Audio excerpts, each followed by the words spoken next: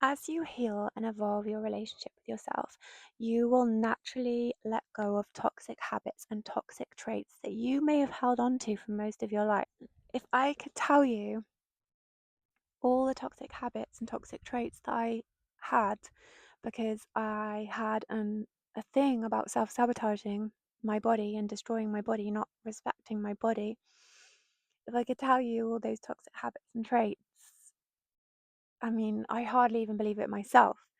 But just to give you an example, because I grew up with a deep, deep abandonment wound and not feeling good enough from a very, very young age that I was unconscious of, but from my father leaving when I was young, my daddy leaving when I was young and choosing another woman and another family, I carried a deeply unconscious wound and fear of rejection and abandonment. And guess what?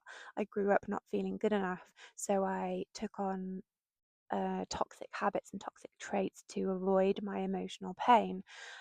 So I would smoke, I would vape, I would binge drink alcohol to avoid looking at that emotional pain because most people's toxic, unhealthy habits are a distraction, even if it's shopping, even if you're addicted to shopping or addicted to video games. It's a distraction from being in the present moment and being with your emotional pain.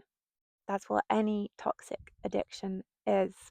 And as you heal and evolve, you will let go of those habits. Um, and that's what's happened for me. Um, I have let go of, like, I wouldn't touch a cigarette now. I can imagine, like, I love my body so much. I love my vessels so much. There's no way I would do that to myself now. And that's just testament to how much I've healed. And anybody that knows this version of me now would just not even believe that I smoked or that I binge drank or even that I used to starve myself, really, because whenever I would experience rejection or pain or abandonment, and that deeply rooted wound would come up in me to be looked at, to be faced, I used to self sabotage in the way of um, starving myself, not eating, not fueling, and smoking and drinking and not sleeping and just anything I could just to harm myself.